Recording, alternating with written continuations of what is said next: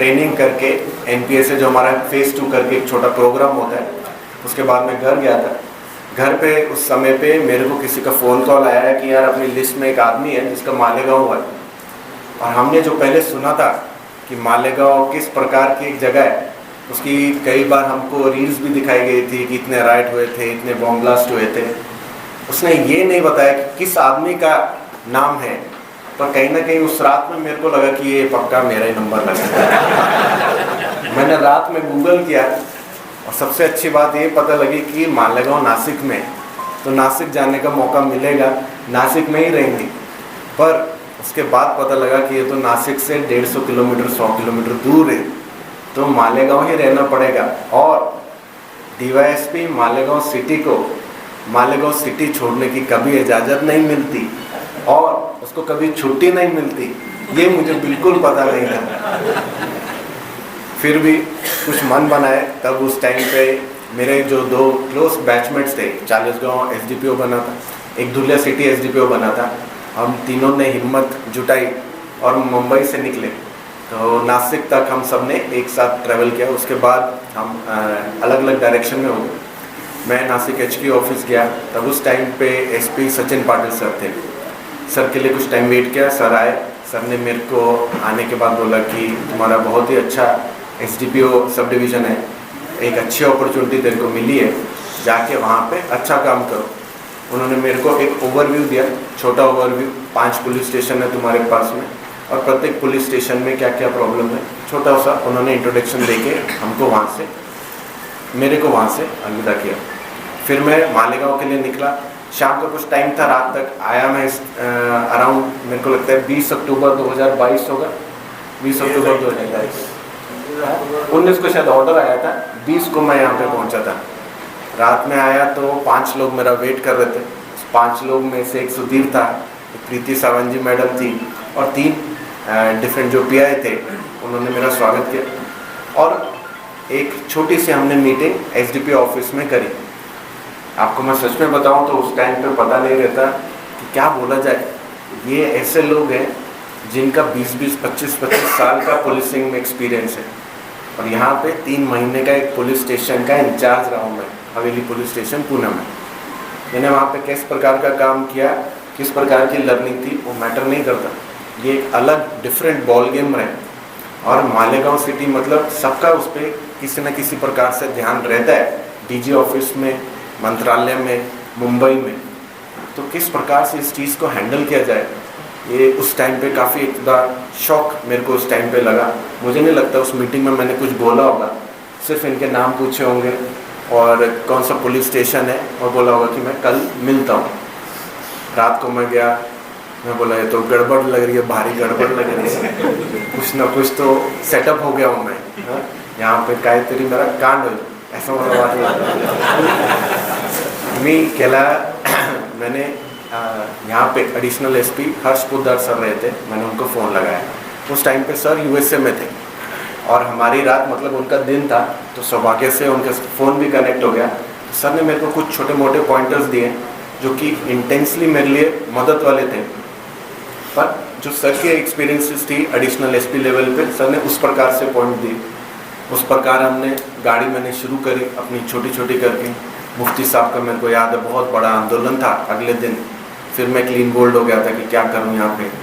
फिर अगले दिन फिर कुछ नई चुनौती। उसके बाद दिवाली आई, मुझे याद है इमरान था उस टाइम पे।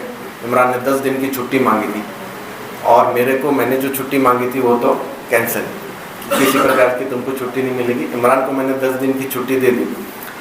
तब उस टाइम पे सोचा था कि इमरान आएगा तो कुछ शुरू करता हूँ वापस, कोई रेड करना शुरू करता हूँ, क्या करूँ, कुछ समझ नहीं आ रहा। फिर मैंने दिनेश को बुलाया। किसी ने तो मेरे को नाम दिया कि दिनेश शरावते करके एक कांस्टेबल है पवारवाड़ी का, कि उसको तुम अपनी टीम में ले लो। मैंने दिनेश को बुलाया।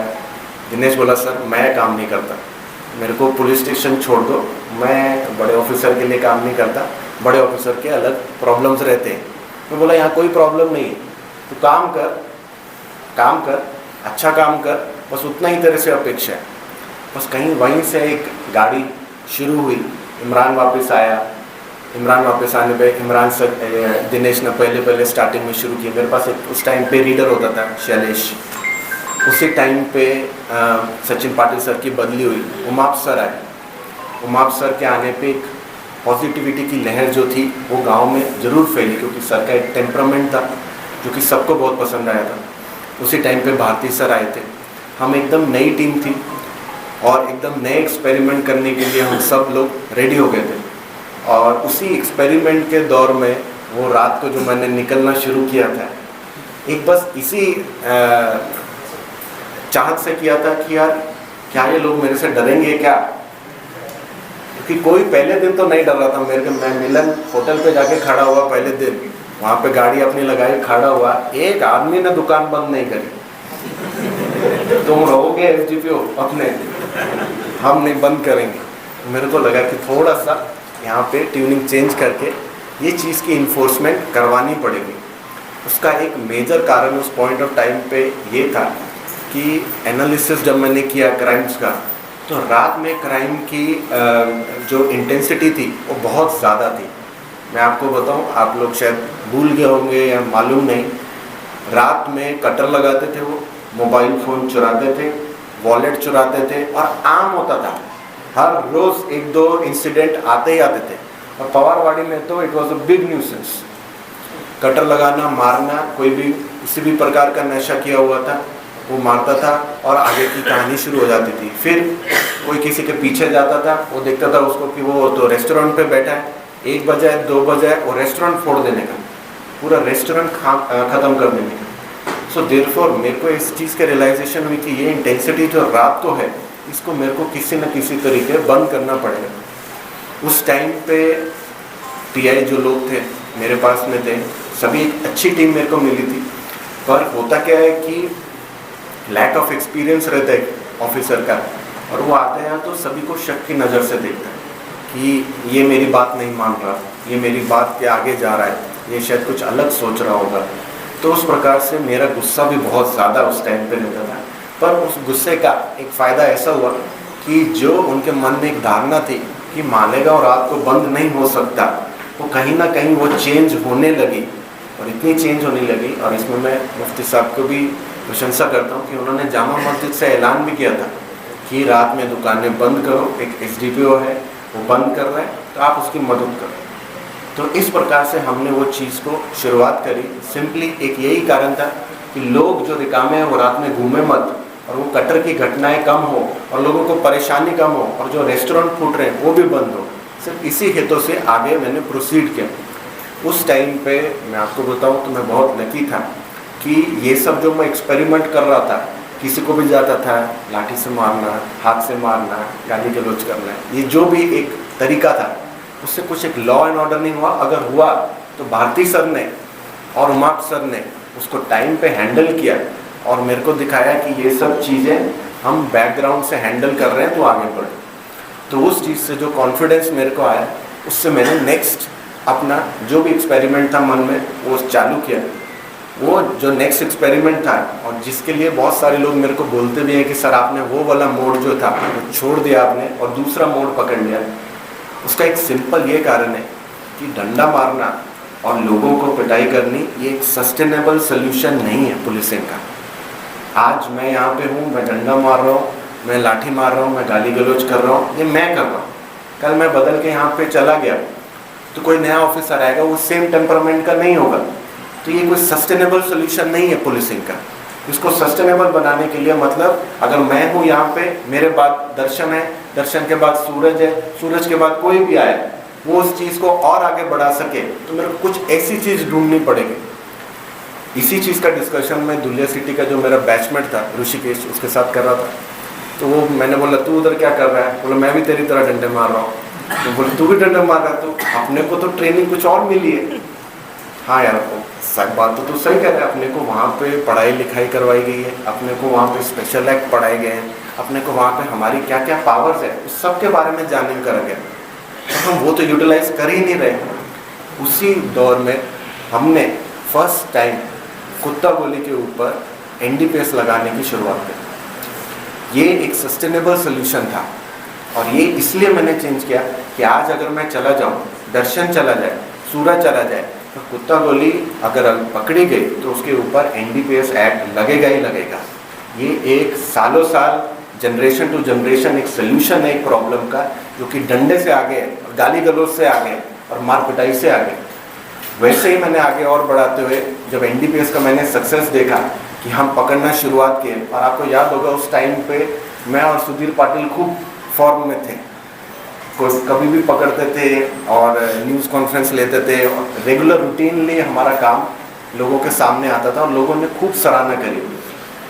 इसी चीज़ में मैं बहुत लकी रहा कि गांव में जितने भी पॉलिटिकल लीडर्स हैं, major political leaders, Asif Sheikh साहब हो गए, मुफ्ती साहब हो गए, इजाज बेग साहब हो गए, मुस्तकिम डिग्निटी साहब हो गए, ठीक है, डॉक्टर परवेज़ हो गए, ठीक है, मलिक मेयर हो गए साहब, माजिद हो गया, सब ने इस चीज़ में किसी भी प्रकार की रुकावट, मेरे को कभी फ़ोन कॉल, मेरे को कभी आके मिलना कि आप इन लोगों को छोड़ दो, कभी भी नहीं करें।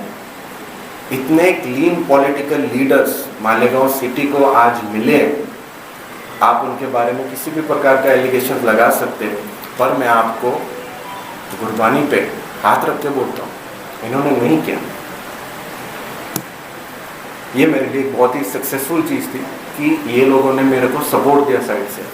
उसके बाद मैंने सोचा कि अभी नेक्स्ट क्या लगाया जाए, तो नेक्स्ट उस टाइम पे हमने एक MPDA करके एक्ट था, वो शुरुआत करनी स्टार्ट करी। बहुत ही नई चीज़ थी, गांव में किसी ने लगाई नहीं थी MPDA क्या होता है। मैंने एक बार, मेरे को याद है, मैंने सभी पुलिस स्टेशन में सभी अमलदार को बुला के पूछा था किसी को MPDA का प्रपोजल बनाना आता है क्या, किसी को आता नहीं था। तो उस टाइम पे हमने DYSP भुसावल थे कृष्णा पिंगले साहब, उनका एक स्पेशल सेमिनार रखा था यहाँ पे। उस स्पेशल सेमिनार में स्पेशल अमलदार हमने यहाँ पे बिठाए थे, और प्रत्येक पुलिस स्टेशन में एक एक अमलदार हमने बिठाए जिनको MPDA की हमने ट्रेनिंग दी। आज उस MPDA की ट्रेनिंग की वजह से कोई भी गुंडा जिसकी पास्ट हिस्ट्री है, जिसने 4-5 गुने किए और अकेला गुने करता है, तो मतलब मौका में नहीं आएगा, संगठित गुनेगारी में नहीं आएगा, अकेला रहेगा, वो MPDA के अंदर बुक हो सकता है। और ये कुशलता मालेगांव पुलिस को आज प्राप्त हुई है, तो ये एक सस्टेनेबल सोल्यूशन है, ये मेरे लाठी डंडे से कहीं आगे, इसलिए वो लाठी डंडे बंद किए गए, इसलिए उसके आगे सोचने का मौका सब लोगों को प्रदान किया गया। वैसे ही हमने उसके आगे और काम करते गए, कोरेक्स हो गया, MD हो गया, ऐसी जो विपताएं गांव में परेशान कर रही है लोगों को और हमारे यूथ को ख़राब कर रही है, उसमें हमने क्या नया किया जा सकता है, किस तरीके से हमारे सेक्शंस, किस तरीके से हमारे एक्ट्स हम अच्छे से लगा सकते हैं, उसके ऊपर काम करते हुए मैं आप सभी लोगों को बताता हूँ कि 3.5 साल मेहनत के बाद में हमने पहली बार कुत्ता गोली में NDPS पवारवाड़ी के गुने में मौका लगाया। ये नंबर 1 एक अकेला ऐसा केस होगा जो महाराष्ट्र में आपको पवारवाड़ी पुलिस स्टेशन में लगाएगा। इसमें PI खताल साहब, SDPO सिद्धार्थ बरवाल, इन सबकी मेहनत साथ में जुड़ी हुई थी। तो ऐसे नए नए सोल्यूशंस के लिए ही जो दूसरा एक रफ पुलिसिंग थी उसको छोड़ के एक नई पुलिसिंग की तरफ जाने के लिए कुछ प्रयत्न किए गए थे। दूसरा एक मेजर रीज़न ये था कि भारती सर के जाने के बाद में बहुत बड़ा वैक्यूम क्रिएट हो गया था गाँव में। मुझे याद है सूर्यवंशी साहब की एक लाइन थी कि संधू साहब तो इशू क्रिएट करते हैं और भारती साहब ख़त्म करते हैं। तो वो मेरे मन को काफ़ी अटैच थी वो लाइन। पर जब मैं एडिशनल SP पोस्ट पे पहुंचा तो मेरे को इस चीज़ की समझ आई कि आज वो वैक्यूम फिल करने के लिए मेरे को ही खड़ा रहना पड़ेगा। आज अगर मेरे को ही अपनी ईगो थोड़ी सी कभी कभार कम, थोड़ी सी कभी कभार ज़्यादा, कभी किसी का हाथ पकड़ना, कभी दिल पे पत्थर रख के किसी के मंडल में जाना जो कि मेरे को मालूम है कि थोड़े प्रॉब्लमेटिक लोग हैं और गांव के हित में शायद नहीं है, फिर भी मैं गया। पर वो वैक्यूम को फिल करने की ये कोशिश थी और कई तरह उस वजह से लोगों को लगा भी कि संधू सर सॉफ्ट हो गए, पर सॉफ्टनेस का कोई ऐसा और मेजर कारण नहीं है। कभी कभार रोल जब चेंज होता है तो उस प्रकार से तुम्हारा बिहेवियर चेंज होना अपेक्षित है। अगर रोल चेंज होने से बिहेवियर चेंज ना हो तो फिर अगली सीढ़ी जो कि है SP सर और IG सर, उनको गांव में आके बैठना पड़ेगा और ऐसी नौबत ना आए, इसीलिए ही ये रोल को मैंने अपने हिसाब से चेंज किया। बाकी मैं आपको बताना चाहता हूँ कि कोई भी ऑफिसर किसी भी गांव में 1 to 5% से ज़्यादा चेंजेस नहीं कर सकता, पर वो जो 1 से 5% चेंज किया गया है उस पर नए ऑफिसर्स अगर काम करें तो वो 5% × 5 25% भी बन सकता है। तो उसी चीज़ के ऊपर काम करते हुए मैं आपको बोलना चाहता हूँ कि मैंने मेरा 1 से 5% करने के लिए खूब प्रयत्न किए। मुझे लगता है कि गांव में आप लोगों का एनालिसिस अलग होगा, पर मेरा ऐसा एनालिसिस है कि गांव में जो एक गैंग बनने की प्रोलिफरेशन थी कहीं कम हुई, चेन स्नैचिंग की घटनाएं कहीं कम हुई, कहीं कटर लगाने की घटना अभी भी होती है, मैं नहीं डिनाई करता हूँ, उसके ऊपर अपने को निरंतर काम करने की जरूरत है, पर कहीं पे भी वो थोड़ी सी कम हुई। कुत्ता गोली एमडी, जिसके लिए ऐसा लग रहा था कि कहीं हम एक पूरे महाराष्ट्र को सप्लाई करने वाली जगह बन जाएंगे, आज तक ऐसा कोई सिचुएशन हमने यहाँ पे क्रिएट नहीं होने दिया। निरंतर हमारी रेड्स इसमें चल रही है और लॉ एंड ऑर्डर पे मैं बहुत गर्व से बोल सकता हूँ, मेरे साथ जितने भी पीआई लोगों ने दिल भर के जो काम किया है उसकी सफलता का मैं आपको एक ऐसा उदाहरण बोलता हूँ कि मालेगांव से आज बंदोबस्त लॉ एंड ऑर्डर के लिए बाहर जाता है, आता नहीं। हम बाहर बंदोबस्त प्रोवाइड करते हैं, हमको ऊपर से सूचना आती है आप अपनी एसआरपी बाहर भेज दो, आप अपने कई आरसीपी बाहर भेज दो। तो इसके लिए सारी मालेगांव टीम ने आज इस हॉल में बैठे हुए सभी लोगों ने और यहाँ के राजनीतिक लीडर में जो भी नहीं आए, जो आए, मैं सभी लोगों को यहाँ से फेस से पहचानता हूँ। सभी लोगों ने अपना योगदान दिया है, पॉजिटिवली योगदान दिया है और इस प्रकार से मैं बोलना चाहता हूँ कि मालेगांव जरूर बदल रहा है और इस बदले हुए मालेगांव का एक अच्छा रूप अपने को आने वाले सालों में दिखेगा। आज अतिक्रमण के ऊपर एक बहुत बड़ी ड्राइव मालेगांव में जो भी यहाँ पे लीडर्स हैं जिनके हाथ में सत्ता है उन्होंने ली है और ये एक इतना बड़ा स्टेप है जिसके लेने के लिए इतने गट्स लगते हैं, क्योंकि एंड में एक पॉलिटिकल लीडर का सर्वाइवल उनके वोट्स हैं। उस वोट से आगे सोचना और गांव के हित में सोचना कि ये अतिक्रमण अगर एक आदमी को फायदा दे रही है तो 1000 लोगों को नुकसान भी दे रही है, तो उसी एक तरह आगे सोचना। हाँ, उसमें एलिगेशन होना स्वाभाविक है, कार्रवाई निरंतर रहे, ऐसी मैं आप लोगों से अपेक्षा करता हूँ कि हम हमारे गांव को अतिक्रमण फ्री रखें और बार बार ये रेड होती रहे। तो कई लोगों के मन में ऐसी एक धारणा बन जाए कि अगर हमने अतिक्रमण किया है आज नहीं तो कल नहीं तो परसों हमारे ऊपर एक्शन होगा ही होगा। बस इतनी अपेक्षा से मैं चाहता हूँ कि आप लोग, आपके हाथ में सत्ता है, अभी आप गांव के लिए अपना 1 to 5% भी कर देंगे तो काम हो जाएगा। मालेगांव पुलिस के लिए छोटे छोटे सुविधा के लिए मैंने खूब प्रयत्न किए। उसमें मेरे को नासिक के जो एसपी ऑफिस से जो भी एसपी सर थे सब ने मेरे को सपोर्ट दिया। स्पेशली विक्रम देशमाने सर ने, गांव में बंदोबस्त खूब होते पर किसी के लिए भी लेडीज़ टॉयलेट और जेंट्स टॉयलेट उपलब्ध नहीं था, उनके द्वारा इस चीज़ को समझा गया। सर ने मेरे को कुछ फंड्स अलॉट किए और हमने जेंट्स टॉयलेट और एक लेडीज़ टॉयलेट बनाया। आगे मेरे को मालूम है मालेगांव प्रगति करेगा, 1 ताले की बिल्डिंग आएगी, पर तब तक बंदोबस्त जो भी आया हुआ है उसको छोटी मोटी सुविधा प्रोवाइड हो, इस अपेक्षा से ही हमने कंस्ट्रक्शन किया था। छोटा मोटा मैंने अपने ऑफिस का रेनोवेशन किया, छोटा मोटा एक हॉल बनाने की कोशिश करी, ओपन हॉल जिसमें शांता कमेटी की मीटिंग्स ली जाएगी। और मैं यही अपेक्षा करता हूँ कि आने वाले पीआईज, ऑफिसर्स, अमलदार्स, एसडीपीओस, ये जो टीम रहेगी ये इसी 1 to 5% काम को आगे बढ़ाएगी और कुछ नया इंफ्रास्ट्रक्चर डेवलपमेंट मालेगांव पुलिस की जिनके हाथ में सत्ता है उनके सपोर्ट से करेगी, यही अपेक्षा रखता हूँ। आप लोगों ने मेरे को 4 सालों में खूब सहकार्य किया है। मुझे नहीं लगता कि 4 साल में ऐसा कोई भी आदमी है यहाँ पे जो मेरे कांटेक्ट में नहीं आया। किसी न किसी तरीके से हम लोगों ने एक दूसरे से बात करी ही करी है और गांव में अगर कोई भी मसला उठा है उसको हमने सक्सेसफुली सॉल्व किया है और उस सक्सेसफुली सॉल्व करने की वजह से ही मुझे जानना एसपीशिप मिली है। इस चीज़ की मेरे को जाने में, यही बोल के ख़त्म करता हूँ। Thank you.